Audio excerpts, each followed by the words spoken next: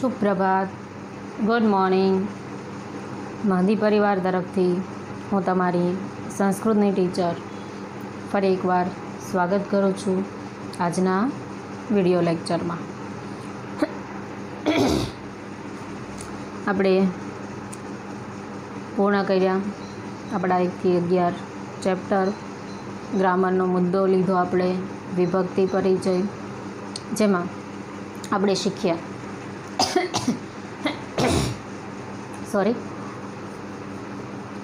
શીખ્યા કે કારકો અને ક્રિયાપદો આ બંનેનો ઉપયોગ કરી અને આપણે આપણા રોજબરોજની જે દિનચર્યા છે, આપણું જે કાંઈ કાર્ય છે એ દરેકને સંસ્કૃતમાં વાક્યરચના આપણે બનાવી શકીએ.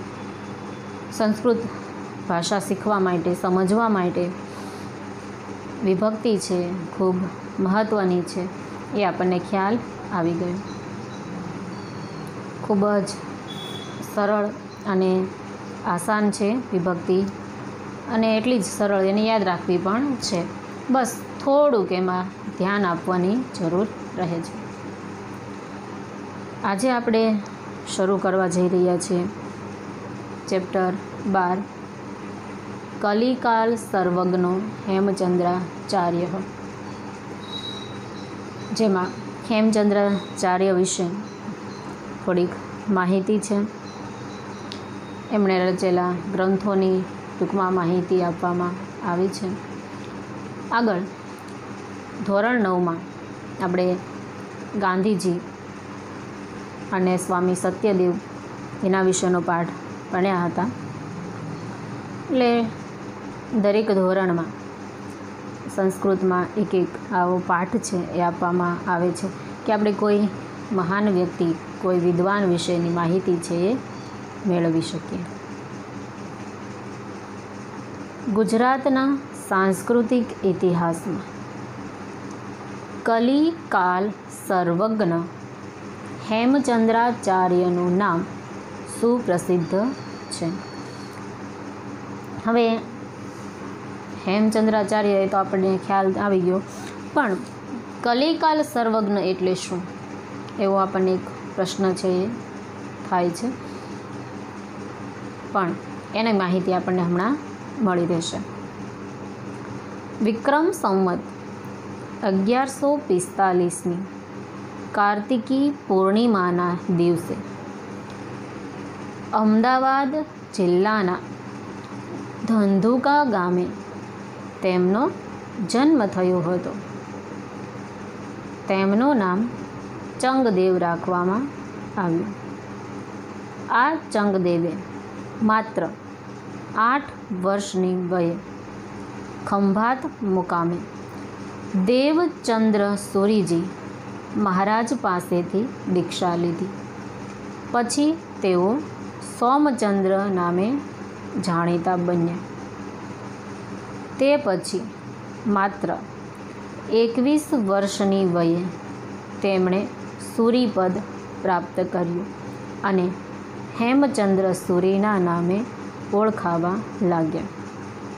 એટલે હેમચંદ્રાચાર્ય છે, એમનો જન્મ વિક્રમ સંવત 1145ની કાર્તિકી પૂર્ણિમા, એટલે જે 9 વર્ષ આપણે દિવાળી પછી શરૂ થાય હિન્દુ ધર્મ પ્રમાણે, એમાં કારતક મહિનાની પૂર્ણિમાના દિવસે અમદાવાદ જિલ્લાના ધંધુકા ગામમાં તેમનો જન્મ થયો હતો. એ લોકો જૈન હતા. એ શરૂઆતમાં એનું નામ ચંગદેવ રાખવામાં આવ્યું. પછી જ્યારે 8 વર્ષે તેમણે દીક્ષા લીધી, એટલે કે બધા જે સંન્યાસ લીધો, બધું મૂકી દીધું હોય, માતા પિતાને છોડી અને એ સંન્યાસ લઈ લે, એટલે એમણે દીક્ષા લીધી અને એમના ગુરુ હતા દેવચંદ્ર સુરી મહારાજ. દીક્ષા લીધી એટલે એનું નામ ચંગદેવમાંથી બદલી અને સોમચંદ્ર એવું રાખવામાં આવ્યું. આ સોમચંદ્ર છે એ 21 વર્ષના થયા, દીક્ષા લીધી એમાં આગળ વધ્યા અને જ્યારે એ 21 વર્ષના થયા ત્યારે સૂરીપદ પ્રાપ્ત કર્યું. સૂરી એટલે એક આચાર્ય પદ, એક ઉચ્ચ પદ છે કે અત્યાર સુધી એ અભ્યાસ કરે કે બધું જ્ઞાન મેળવે, શીખતા હતા. હવે એણે બધું શીખી લીધું છે અને હવે એ બધાને શીખવાડવા માટે તૈયાર થઈ ગયા, સજ્જ થઈ ગયા છે, યોગ્ય થઈ ગયા છે. એટલે આપણે કેમ કે ભાઈ આપણું એજ્યુકેશન છે કે આપણે સ્ટેપ બાય સ્ટેપ ભણતા અને માસ્ટર સુધી પહોંચીએ, એવી રીતે પણ એ સમયની જે શિક્ષણ વ્યવસ્થા હતી કે જે જ્ઞાન મેળવવાની પ્રોસેસ હતી એ પ્રકારની હતી કે જેટલું વ્યક્તિ ઝડપથી ગ્રહણ કરી શકે એટલો એ આગળ વધી શકે. એટલે માત્ર 21 વર્ષની ઉંમરે આપણે જે ગ્રેજ્યુએશન કમ્પ્લીટ થાય, માનો આપણી ઓલી પ્રમાણે સિસ્ટમ પ્રમાણે ગણીએ તો આપણું ગ્રેજ્યુએશન પૂરું થયું અને આપણે કેમ કે ભાઈ PhDનું લેવલ પહોંચી ગયા, એ પ્રમાણે સોમચંદ્ર છે ગ્રેજ્યુએશનની ઉંમરે PhD થઈ ગયા હોય એ પ્રમાણે એણે 21 વર્ષની ઉંમરે સૂરીપદ છે મેળવ્યું હતું. અને જ્યારે એ એક દીક્ષાર્થીમાંથી એક આચાર્ય બન્યા, સૂરી બન્યા, એટલે એમનું નામ ફરી બદલી અને હેમચંદ્ર સૂરી છે એ રાખવામાં આવ્યું. પોતાના જમાનામાં ઉપલબ્ધ બધી જ વિદ્યા શાખાઓનો તેમણે અભ્યાસ કર્યો, તેમાં નિપુણતા પ્રાપ્ત કરી અને સ્વરચિત કૃતિઓથી જુદી જુદી વિદ્યા શાખાઓમાં પોતાનું પ્રદાન પણ નોંધાવ્યું. એ સમયે ઉપલબ્ધ વિદ્યા શાખાઓ આપણે આગળ પાઠમાં ભાઈ જોયું હતું, 9મા ધોરણમાં જોયું હતું કે ભાઈ વલ્લભી જે શિક્ષણ વ્યવસ્થા હતી, શિક્ષણ સંસ્થા હતી, ત્યાં જુદી જુદી 18 વિદ્યાઓ જેમ કે વેદો, ઉપવેદો, વેદાંગો, પુરાણો, એ બધા એનું જ્ઞાન આપવામાં આવતું હતું. એટલે અલગ અલગ વિદ્યા શાખાઓ તમને યાદ હોય તો એમાં એ બધી વિદ્યા શાખાઓ જોઈએ તો કે ભાઈ એમાં આયુર્વેદ ને એવું બધું આવી જતું, એટલે કે ઉપચાર સારવાર છે એ બધું આવી જતું, એટલે સાયન્સ આવી જતું. અર્થવ્યવસ્થા, ધન સંપત્તિ, પૈસા કઈ રીતે કમાવવા, કઈ રીતે વેપાર કરવો, એટલે કોમર્સ પણ આવી જતું. સંગીત કલા, નૃત્ય કલા, એ બધી કલાઓ એટલે આર્ટ્સ પણ આવી જતું. એટલે ટૂંકમાં જે આર્ટ્સ, સાયન્સ, કોમર્સ આપણે અત્યારે વિદ્યા શાખાઓ છે એ પ્રમાણે એ સમયે જે કાંઈ વિદ્યા શાખાઓ હતી, શસ્ત્ર અને શાસ્ત્ર બંને પ્રકારની, એ બધાનું જ્ઞાન છે એ એમણે વહેલાસર મેળવી લીધું હતું. એમાં તો એ નિપુણ થયા હતા, સાથે સાથે પોતાની કૃતિઓ છે એ પણ એ અલગ અલગ વિદ્યા શાખાઓની રચતા. જેમ કે સંગીતને લગતો કોઈ એમણે ગ્રંથ કે પુસ્તક લખ્યું હોય, કે અર્થ સંબંધી પૈસા બાબતે કંઈ લખ્યું હોય, કોઈ કાવ્ય સંબંધી ગ્રંથ લખ્યો હોય, કે કોઈ આપણા સ્વાસ્થ્ય બાબતે લખ્યો હોય. ટૂંકમાં બધી જે વિદ્યા શાખાઓ હતી એમાં એમણે પોતાની કૃતિઓ દ્વારા પોતાનું પ્રદાન છે, પોતાની સેવા છે આપી હતી, પોતાનું નામ છે એ બાબતમાં એમણે નોંધાવ્યું હતું. અને એટલા માટે આજે વિવિધ પ્રકારના જ્ઞાનની વિશાળ સમૃદ્ધિને કારણે તેમને કલિકાલ સર્વજ્ઞનું બિરુદ આપવામાં આવ્યું છે. એટલે દરેક પ્રકારનું, દરેક વિષયનું જ્ઞાન એમની પાસે હોવાથી એમને કલિકાલ સર્વજ્ઞ એવું બિરુદ છે એ પ્રાપ્ત થયું હતું. સિદ્ધરાજ જયસિંહ માળવાના રાજા ભોજ ઉપર વિજય પ્રાપ્ત કરી પુષ્કળ ધન તથા તેમનો સમૃદ્ધ ગ્રંથાગાર પોતાની સાથે લઈને અણહિલપુર પાટણ આવ્યા. ત્યારે તેમને આવકારવા વિદ્વાનોનું એક વૃંદ પણ સામેલ હતું. આ વિદ્વાનોના વૃંદના અગ્રણી હેમચંદ્ર સૂરી હતા. સિદ્ધરાજ જયસિંહ ગુજરાતના રાજા હતા. સોલંકી વંશ શરૂ હતો અને સોલંકી વંશના મહાન એવા રાજા સિદ્ધરાજ જયસિંહ જે ખૂબ જ દયાળુ હતા, એમણે માળવાના રાજા ભોજ વિશે છે પણ આપણે 9મા ધોરણમાં પાઠ ભણ્યા હતા, એમાં થોડી ઘણી માહિતી મેળવી હતી. તો રાજા ભોજ છે એના ઉપર સિદ્ધરાજ જયસિંહ આક્રમણ કરે છે, યુદ્ધ કરવા જાય છે અને સિદ્ધરાજ જયસિંહ છે એમાં એ યુદ્ધમાં જીતી જાય છે. યુદ્ધ જીતી જાય છે એટલે ત્યાંની માળવાનો જે કાંઈ ધન સંપત્તિ છે એ બધી તો જયસિંહ લઈ જ લે છે, સિદ્ધરાજ લઈ જ લે છે. સાથે સાથે ત્યાંનો જે ગ્રંથાગાર એટલે કે જે પુસ્તકાલય છે, લાઇબ્રેરી છે, એ આખી લાઇબ્રેરી પણ એ સાથે લઈ અને અણહિલપુર પાટણ છે એ પોતાના રાજ્યમાં પાછો આવે છે. સામાન્ય રીતે રાજા જીત મેળવીને આવે એટલે નગરજનો છે રાજાનું સ્વાગત કરવા જાય છે. અહીંયા પણ રાજાનું સ્વાગત કરવા નગરજનો તો જાય છે, સાથે સાથે એક વિદ્વાનોનું વૃંદ એટલે ટોળું છે એ પણ જાય છે. અને વિદ્વાનોના જે ટોળું છે ટોળાના આગેવાન હેમચંદ્ર સુરી હતા. શું કામ?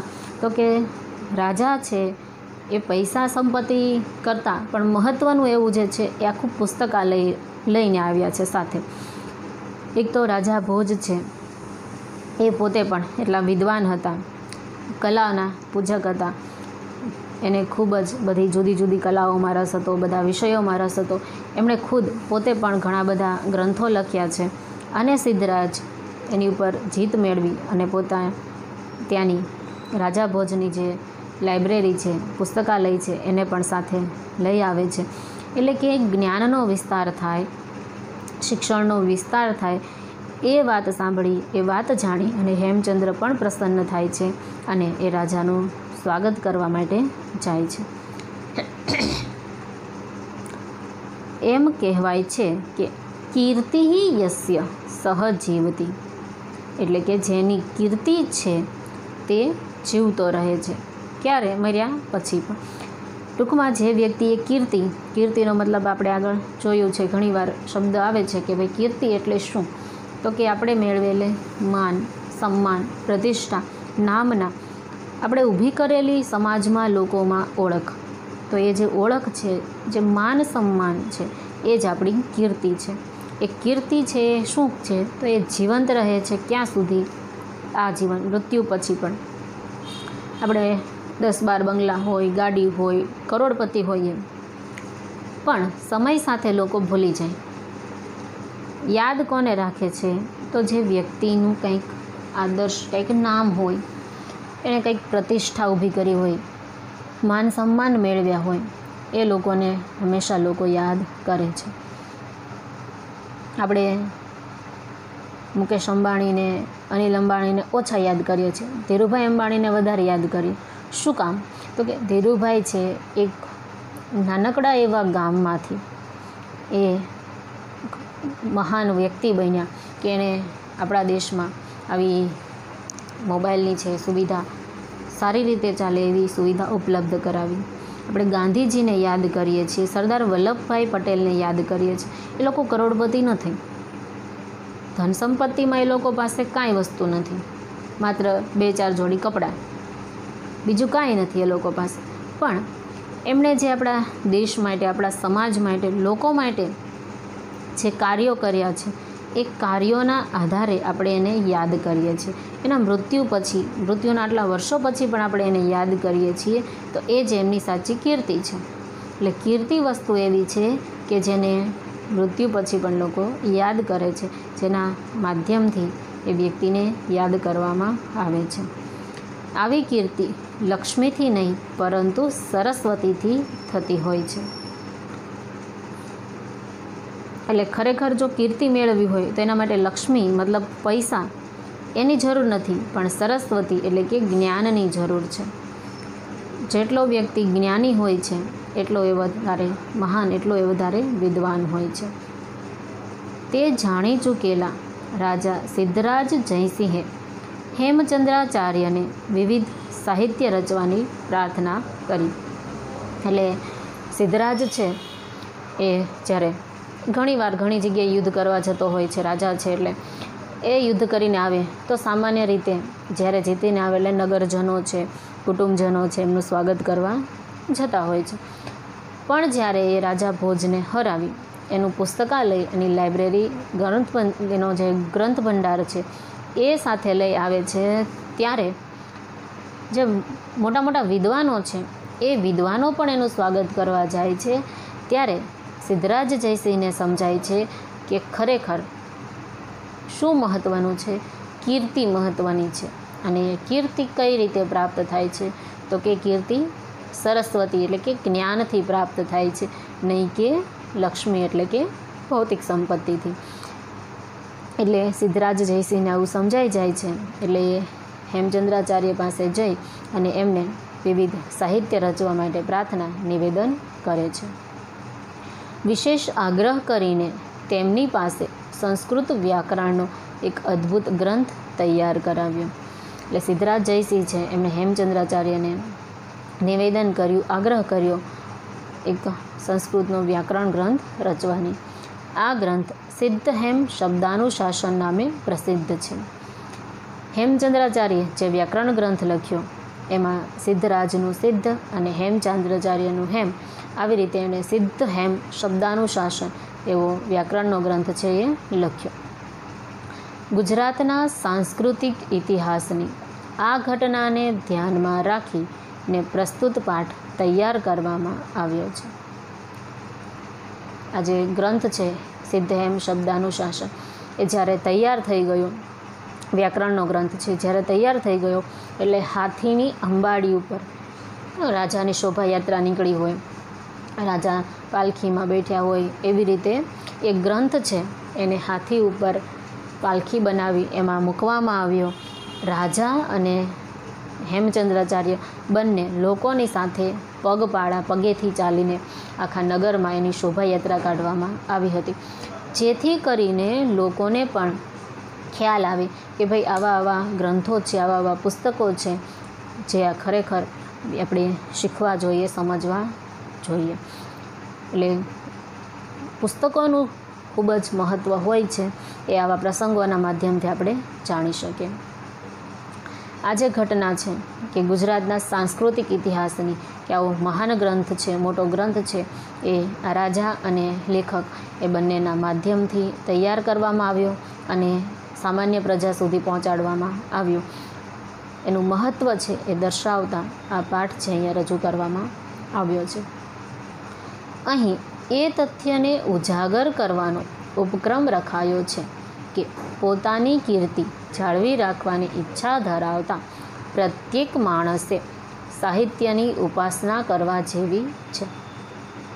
એટલે આ પાઠ અને આ સમજૂતીના આધારે આપણને એવો ખ્યાલ આવી ગયો છે કે ભાઈ જે વ્યક્તિએ પોતાની કીર્તિ બનાવી રાખવી હોય, પોતાને નામ છે એ ઉચ્ચ કરવું હોય, વિદ્વાન બનવું હોય, મહાન બનવું હોય તો એને સાહિત્યની ઉપાસના કરવી જોઈએ. સાહિત્ય બાબતે પોતાનું યોગદાન છે એ આપવું જોઈએ અને વર્ષો સુધી લોકો એમને યાદ કરતા રહે. હવે આપણે જોઈ લઈએ, આગળ વધીએ પાઠમાં.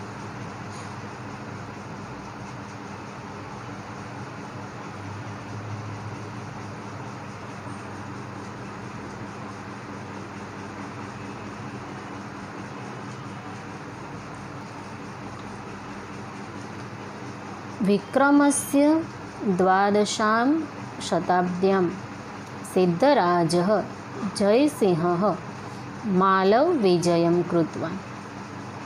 વિક્રમની 12મી સદીમાં સિદ્ધરાજ જયસિંહે માળવા ઉપર આક્રમણ એટલે કે માળવા ઉપર વિજય મેળવ્યો. વિજય અનંતરમ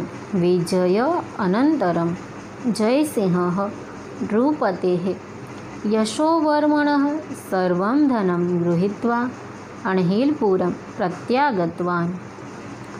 અહીંયા એક શબ્દ યશોવર્મણ આપ્યું છે, રાજાનું નામ, પણ એ થોડીક ભૂલ છે. ત્યાં યશોવર્મણની જગ્યાએ રાજા ભોજ છે એ આવે છે. વિજય બાદ જીત મેળવ્યા પછી જયસિંહ રાજા ભોજનું બધું ધન છે એ મેળવી ગ્રહણ કરીને અણહિલપુર પાછા આવ્યા. એટલે કે વિક્રમની 12મી સદીમાં આપણે આગળ જોયું કે ભાઈ 11મી સદી છે એમાં હેમચંદ્રાચાર્યનો જન્મ થયો અને સિદ્ધરાજ છે એ માળવા ઉપર વિજય મેળવીને આવ્યો. એટલે બંનેનો સમય છે એ સાથે દર્શાવે છે. 12મી સદીમાં સિદ્ધરાજ જયસિંહ છે 11મી સદીમાં 45માં જન્મ થયો, એટલે આગળના 50 કે 55 વર્ષ જેવું થયું. અને રાજા જયસિંહ છે, સિદ્ધરાજ છે, એણે માળવાના રાજા ઉપર આક્રમણ કરીને જીત મેળવી. અને જીત મેળવ્યા પછી જયસિંહ છે એ રાજા ભોજનું બધું ધન છે એ મેળવી પોતાના નગર અણહિલપુરમાં પાછા આવ્યા. ધનેન સહ તત્રત્યઃ ગ્રંથાગારો અપી તસ્ય હસ્તગતો જાતઃ. ધનની સાથે ત્યાંનો ગ્રંથાગાર પણ તેમણે હસ્તગત કર્યો. એટલે યુદ્ધ કર્યું. યુદ્ધમાં જે સિદ્ધરાજ જયસિંહ છે એ જીતી ગયો અને ત્યાંનું જે કાંઈ ધન સંપત્તિ હતી એ બધું એ સાથે લાવ્યો. ધન સંપત્તિની સાથે ત્યાંનો એટલે કે માળવાનો જે ગ્રંથાગાર, જે પુસ્તકાલય હતું એ પણ તેણે પોતાના હાથમાં પોતાના હસ્તગત કરી લીધું. અસ્મિન ગ્રંથાગારે બહવઃ અનુપમાઃ ગ્રંથાઃ આસન. આ ગ્રંથાગાર એટલે કે આ પુસ્તકાલયમાં ઘણા અનુપમ ગ્રંથો હતા, ખૂબ જ મહાન અને ખૂબ જ અનુપમ કહી શકાય કે જેને એની જેવા બીજા ગ્રંથ ન હોય એવા ઘણા બધા ગ્રંથો છે એ આ પુસ્તકાલયમાં હતા. તેષુ ભોજેન વિરચિતમ સરસ્વતી કંઠાભરણ નામના પ્રસિદ્ધમ ભોજ વ્યાકરણમ અપી એકતમમ આસીત. તેમાં ભોજ દ્વારા રચવામાં આવેલ સરસ્વતી કંઠાભરણ નામનું પ્રસિદ્ધ ભોજ વ્યાકરણ પણ એક હતું. તો સિદ્ધરાજ છે એ જે પુસ્તકાલય માળવમાંથી લઈને આવ્યો, માળવામાંથી, એમાં ઘણા બધા અનુપમ પુસ્તકો હતા. એ પુસ્તકોમાં એક સરસ્વતી કંઠાભરણ નામનું પુસ્તક હતું, જે ભોજ વ્યાકરણ, રાજા ભોજે વ્યાકરણનો ગ્રંથ લખ્યો એ હતો. એને ભોજ વ્યાકરણ પણ કહે છે અને એનું નામ છે સરસ્વતી કંઠાભરણ. રાજા ભોજે બનાવ્યું છે એ ગ્રંથ છે વ્યાકરણનો, એનું નિર્માણ એમણે કર્યું છે. એકદા સિદ્ધરાજ વિચારપથમ આરૂઢ. એકવાર સિદ્ધરાજ છે એ વિચારતો હતો. સહ અચિંતયત. તેણે વિચાર્યું, માલવ વિજયેન અહમ ધનસ્ય સ્વામિત્વમ પ્રાપ્તવાન. સિદ્ધરાજ છે એ વિચારે છે કે ભાઈ માળવાના વિજયથી હું ઘણા બધા ધનનો છે એ સ્વામી બની ગયો. તસ્ય ગ્રંથાગારઃ અપી મયા પ્રાપ્તઃ. તેનું પુસ્તકાલય પણ મને પ્રાપ્ત થયું. પરંતુ ભોજ વ્યાકરણેન ભોજસ્ય યાદૃશી કીર્તિ વર્તતે તાદૃશી કીર્તિ મયા ન પ્રાપ્તઃ. પરંતુ ભોજ વ્યાકરણથી ભોજની જેવી કીર્તિ છે તેવી કીર્તિ મને પ્રાપ્ત થઈ નથી.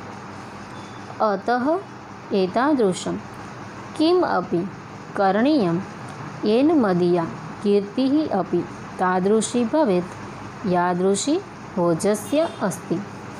આથી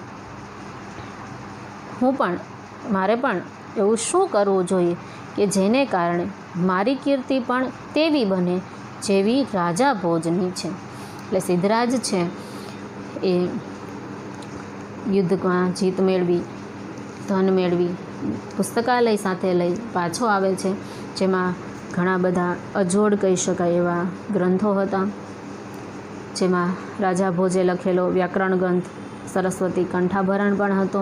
એટલે આ બધું જોઈ અને સિદ્ધરાજ વિચારે છે કે ભાઈ મેં માળવા ઉપર વિજય કરી, ને ત્યાંના ધનનો, પૈસાનો હું સ્વામી બન્યો, પુસ્તકાલય પણ મેળવ્યું, તો પણ મારી કીર્તિ એવી કેમ નથી કે જેવી રાજા ભોજની છે, જે ભોજ વ્યાકરણ લખીને એમણે પ્રેરવી છે. તો મારે પણ એવું કંઈક કરવું જોઈએ કે મારી કીર્તિ પણ એવી થાય, મારી નામના પ્રતિષ્ઠા પણ એવી થાય કે જેવી રાજા ભોજની છે. एवं विचार्य सः जैनमुनिम् आचार्यं हेमचन्द्रं प्राप्तवान् निवेदितवान् च।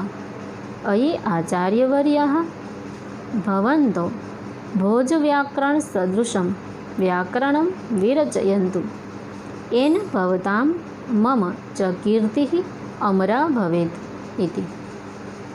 आम विचारी ते जैन मुनि आचार्य હેમચંદ્ર પાસે જઈ અને એમને નિવેદન કરે છે, અરે આચાર્યશ્રી, તમે ભોજ વ્યાકરણ જેવા કોઈ વ્યાકરણની રચના કરો જેનાથી મારી અને તમારી કીર્તિ અમર બને. એટલે સિદ્ધરાજ છે એ આવું બધું વિચારી પોતાની કીર્તિ, પોતાનું નામ, પ્રતિષ્ઠા વધે એ બાબતે શું કરવું જોઈએ વિચારી અને જૈન મુનિ આચાર્ય હેમચંદ્ર પાસે જઈ અને એને પ્રાર્થના કરે છે, નિવેદન કરે છે કે હે આચાર્યશ્રી, તમે પણ ભોજ વ્યાકરણ જેવા કોઈ વ્યાકરણની રચના કરો જેથી તમારી અને મારી, આપણા બંનેની કીર્તિ છે એ અમર બને. કીર્તિ તો મળે જ તે, એક તો છે જ તે, કેમ કે સિદ્ધરાજે આટલા યુદ્ધ કર્યા છે, એમાં વિજય મેળવી છે, ખૂબ દયાવાન છે, ખૂબ સારો રાજા સાબિત થયો છે. હેમચંદ્રાચાર્ય છે એમણે પણ નાની ઉંમરમાં ઘણું બધું પ્રાપ્ત કર્યું છે, વિદ્વાન છે, ઘણા ગ્રંથો લખ્યા છે, પણ કીર્તિ છે એ પણ અમર બને, કે વર્ષોના વર્ષો સુધી, સદીઓની સદીઓ સુધી લોકો છે એમને યાદ કરે.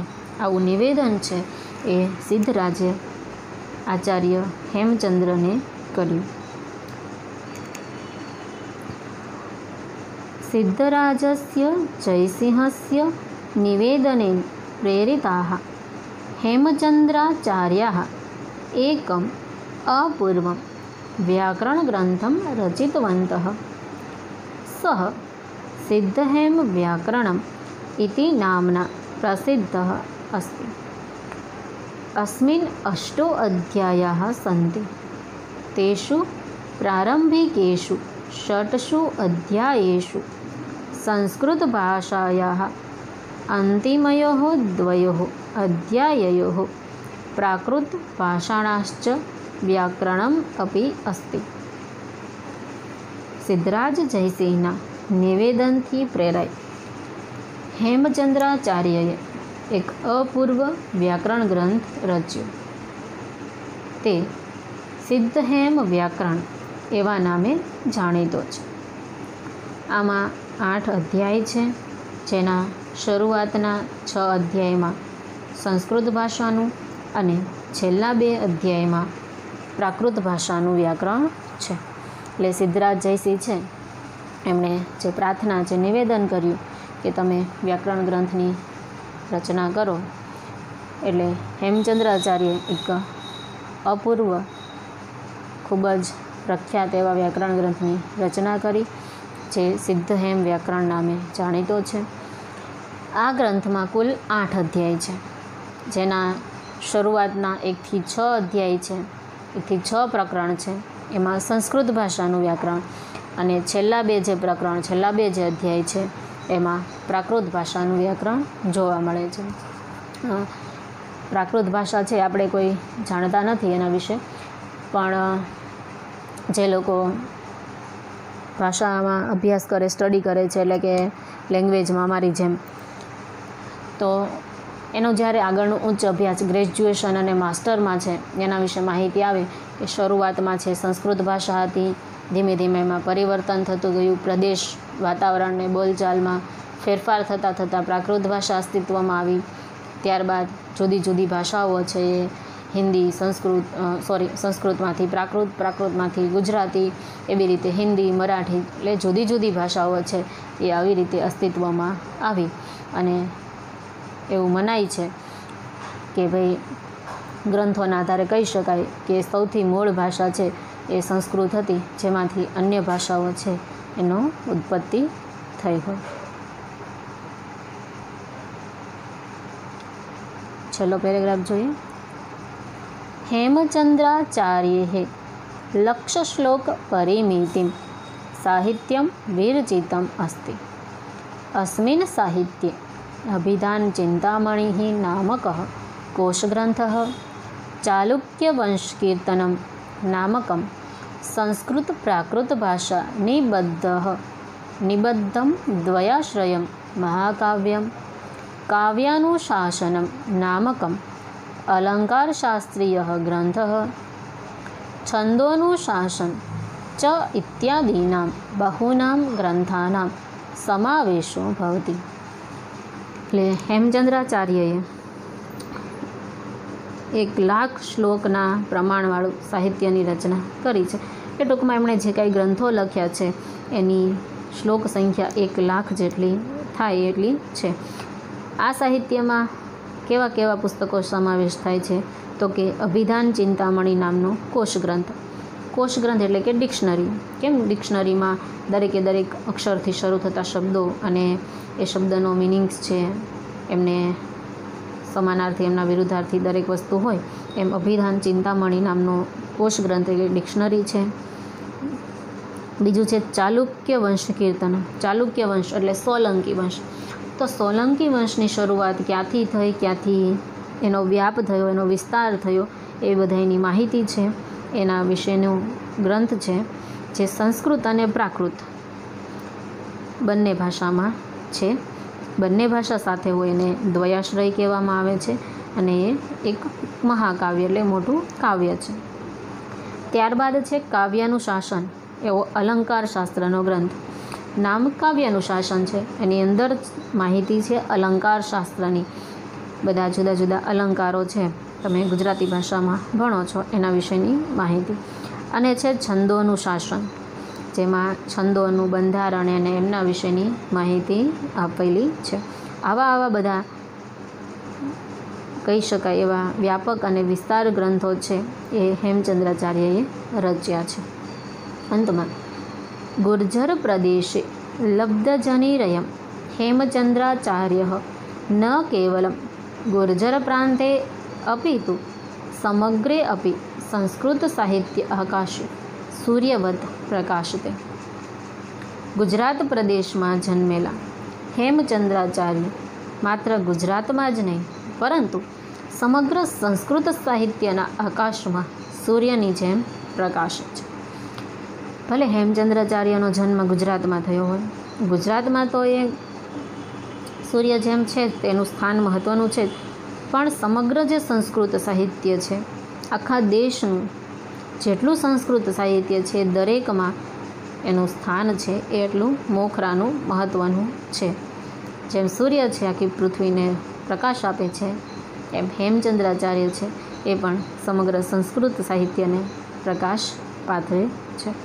તો આ તો આપણો નાનકડો એવો ચેપ્ટર જેમાં આચાર્ય હેમચંદ્રાચાર્ય વિશે ટૂંકમાં માહિતી છે આપવામાં આવી છે.